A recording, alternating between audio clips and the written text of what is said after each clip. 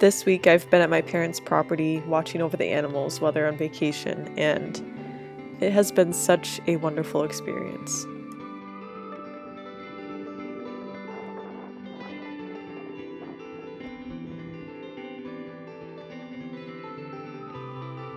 Although I've still been commuting to work, the moments that I do get to spend with the animals has really filled my heart.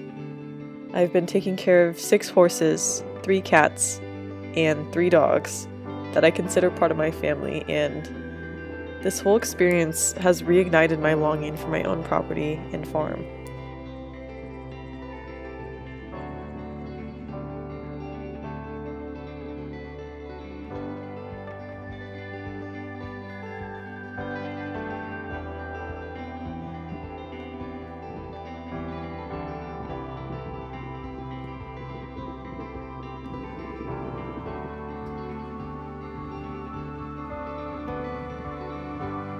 Having this new routine of waking up and taking care of the animals and really making them the priority of my days has been extremely humbling.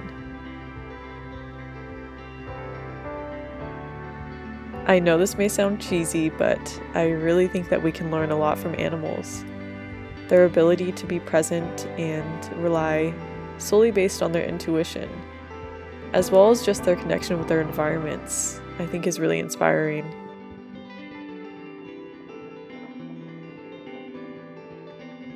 I know the human mind is a lot more complex and the way we think is different, but I think just letting life be simple and taking a step back can be very beautiful.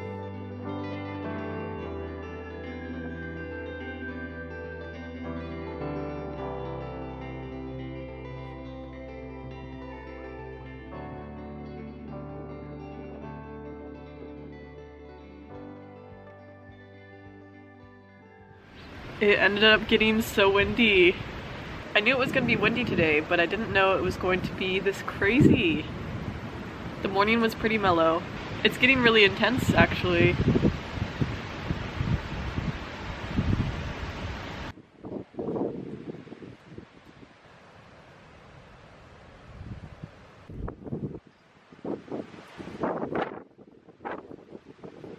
The dogs are blowing away. You probably can't barely hear me right now. My goodness. Okay. I love foxgloves.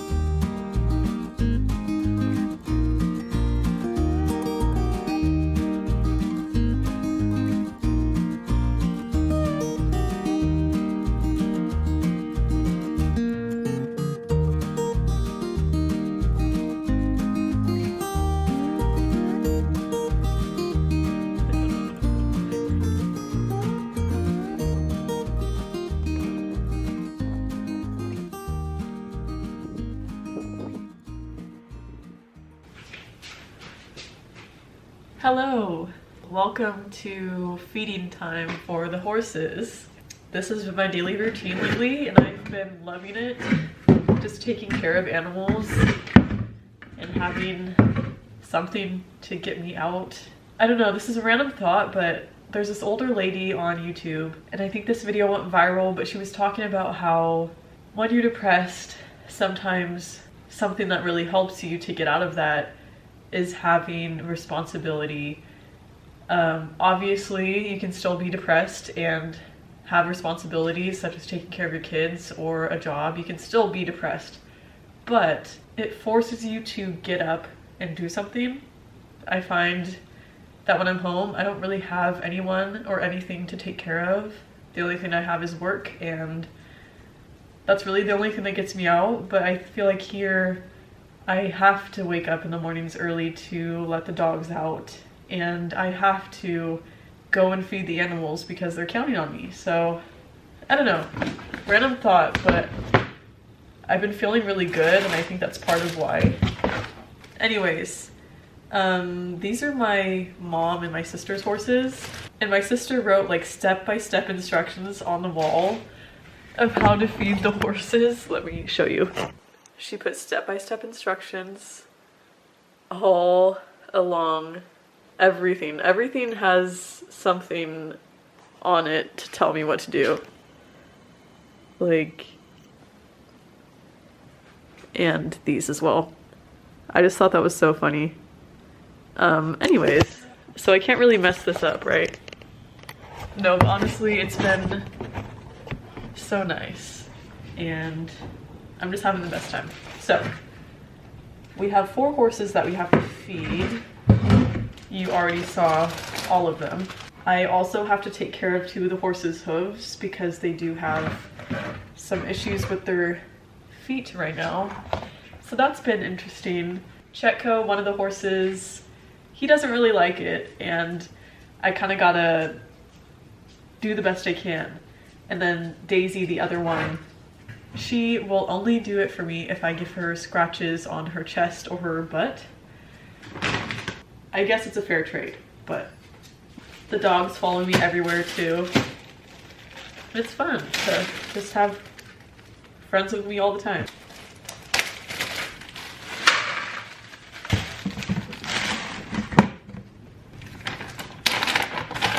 Oh, look who it is. Hi, Meter. I don't know what it is, but my ability to connect with animals versus people is actually kind of alarming. It's so easy for me to just connect with these guys and feel safe with them, and then people, it's a whole different story. But I am working on it because I know that's a problem. First, I'm going to feed Chetko and Candy and do his feet. I'll attempt to record it. Come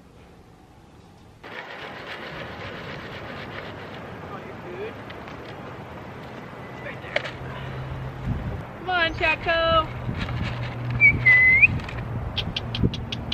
Come on, boy.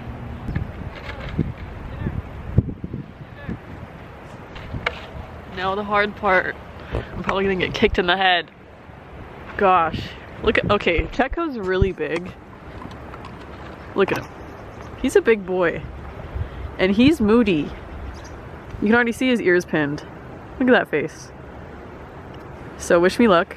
This is what I'm putting on. And we'll just go for it one at a time.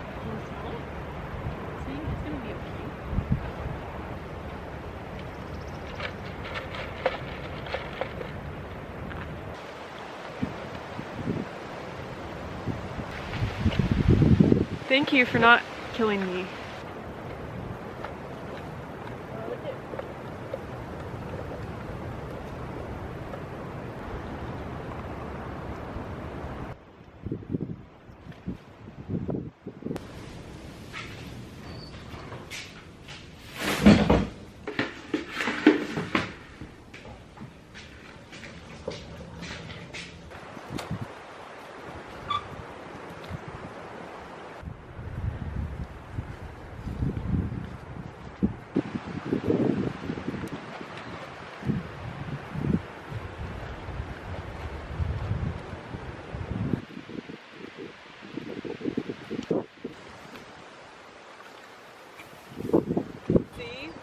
Butt scratches, so I will do her feet.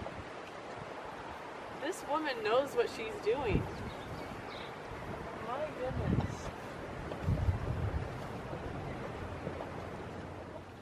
I've been at my family's house, well, my parents' house, for the past few days now, and I'm just so happy to be able to share this with you or whoever's watching, because it's just something that I'm actually so passionate about. And I hope my love for animals really shows through. I get to stay here for the next 2.5 weeks. My family is on vacation. I'm really happy for them. They're having a blast. And I get to watch all the animals and stay here. It's my first time staying at this house by myself, and I've always loved this property, and this has been my favorite house that my parents have lived in thus far. But I've never really got to fully take it in by myself, so this has been just such a full experience to just take in everything with no distractions. It's also been kind of like a test run to see how this lifestyle suits me, and I just feel right here. Like just waking up and taking care of the animals and doing the basic things of cooking for myself, cleaning, not hearing any people outside because the neighbors are too far away, and having a property big enough to run around freely, having running water on the property. I just feel so blessed to have family who has property like this so that I can experience it for myself. I actually wrote a journal entry yesterday, and it was basically just about my childhood and how our childhood really plays a huge part in our personalities and our likes and dislikes and how we perceive the world in general. And I think the reason, or a big reason at least, of why I love animals so much and really enjoy farm life is because I grew up in that. And the best memories in my entire life have been spent with animals on farms. From the age of like 4 to 6, I spent a lot of time at my great-grandparents' house, and they lived farther away, a few hours away from us, but we would visit a lot, and they had a farm. It was a huge property. They had horses, they had cows, they had ducks, geese, they had a parrot. They just had so many animals, and at that young age, being exposed to that and being around big animals and learning how to feed and having the animals really be my best friends really just set me up to appreciate animals so much more. I'm like getting emotional talking about this. Oh my gosh.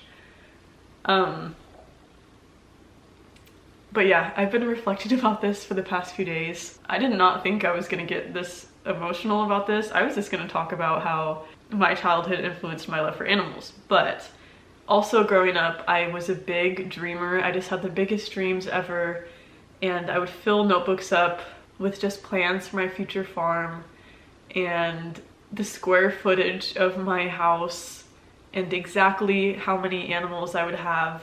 And I think now, as I'm kind of trying to rediscover myself and try out different hobbies and see what aligns with me, I realize that that is one of the big things from my childhood that I carry on till this day. And I just feel so at home here. I'm just so grateful for my great-grandparents and that I had that exposure when I was young, and that I have those memories that shape how I view everything in my life. And it's just been wonderful. Sometimes I feel so lost in this world, but I think it's important just to really be honest with ourselves in what feels right for us. It doesn't have to be anything crazy. It doesn't have to be the life that we're always pressured to live. I just want some animals and a garden. I don't know if any of this made sense. It's more of just a word jumble of things that have been going on in my mind or that I've been writing about. Just things that have been resurfacing while being here. Anyways, I'm going to go frolic around outside for a little bit. Is it time for dinner? Are you hungry?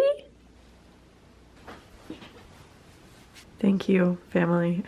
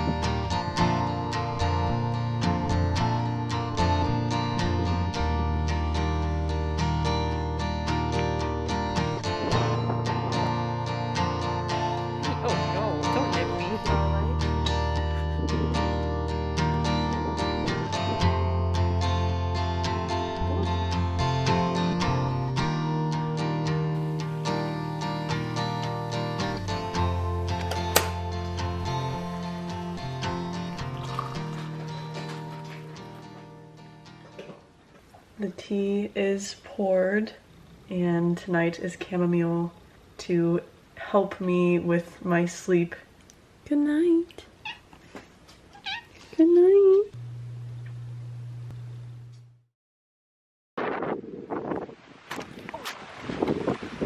Oh, I barely caught that.